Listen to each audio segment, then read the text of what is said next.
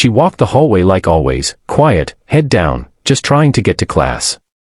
But when Brandon kicked her backpack across the floor, sending her books flying and her keychain snapping loose, something in her broke. She stood up, looked him dead in the eye, and what happened next shocked everyone. It happened at 8:12 a.m. on a gray Tuesday morning. The hallway was already crowded with half-asleep students shuffling to class, the scent of cinnamon rolls from the cafeteria still lingering. Mia kept her head low, her hands wrapped tightly around the straps of her backpack. She always walked the same way, quietly, cautiously, like someone who had learned that taking up too much space could invite pain. And then, whack! Her backpack was kicked clean off her shoulder, spinning across the linoleum floor before slamming into a locker with a loud metallic clang. Laughter erupted. Oops, sneered Brandon, the tall boy with a mop of curly hair and an ego that never fit through doorways. Didn't see it there. My bad, Mia. His two shadows, Cody and Marcus, chuckled behind him, nudging each other like they were watching some late-night comedy show. Mia stared at her backpack, her books splayed, the small plush rabbit keychain her little sister gave her dangling by a single thread. For a moment, everything inside her went quiet. The noise, the hallway, the laughter, all distant echoes.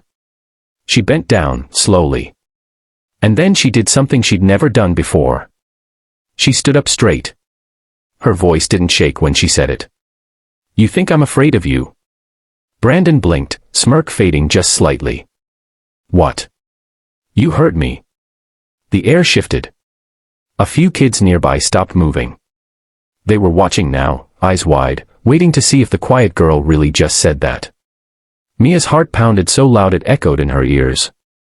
But something had snapped inside her, something strong and final. A dam had broken. And all the fear she'd bottled up for the last year.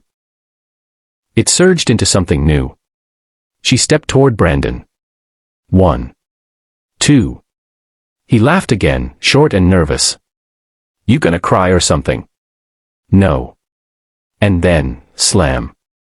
In one swift motion, Mia grabbed his shirt, pivoted like she'd learned in self-defense class last summer, and kicked, hard, into his side. He stumbled backward, arms flailing, and crashed right into a locker door, rattling it so loud it startled everyone around. The hallway fell silent. Brandon groaned, sliding down the locker with a dazed look. Cody and Marcus stood frozen, their mouths parted in disbelief. Touch my stuff again, Mia said, and you'll see what else I've been holding back. She grabbed her backpack off the floor and walked away, not fast, not hiding, but with steady steps that echoed down the now quiet hall. But that moment didn't come out of nowhere. Mia had been invisible for a long time. Ever since her dad left last year, and everything at home turned upside down, she'd buried herself in hoodies and silence. Her mom worked late shifts, her little sister depended on her, and every day Mia just tried to survive, pushing through each class like she was walking through a storm in thin shoes. And at school, Brandon had chosen her early. Called her names in the lunch line. Knocked over her books in the hall. Not big enough to report, just small enough to chip away at her confidence. Mia didn't tell anyone.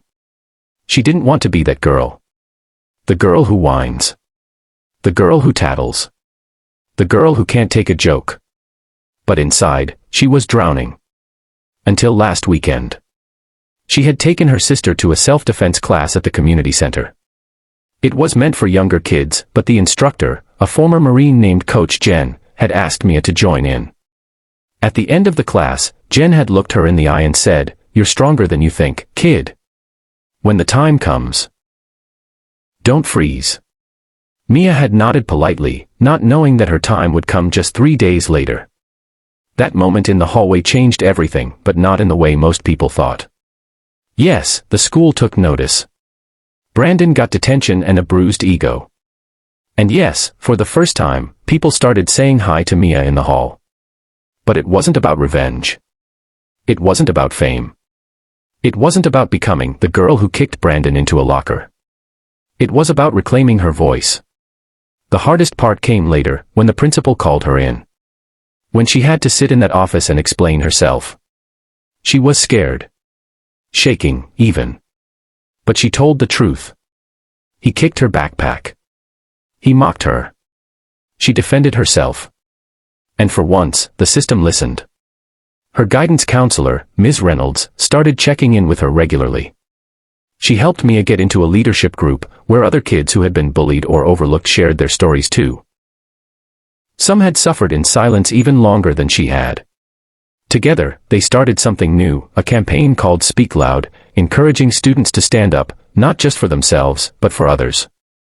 Posters went up around the school. Workshops were held.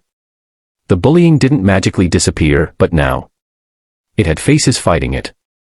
Mia's was one of them. Weeks later, as she walked down the hallway, the same one where it all started, she noticed something small but meaningful. A boy was sitting alone near the lockers. His books had been knocked over. 2 kids were snickering nearby. Without hesitating, Mia walked over, knelt down, and helped him pick them up. "You okay?" she asked. He nodded, eyes wide. "You're the girl who—" "I'm Mia," she interrupted with a smile. He smiled back.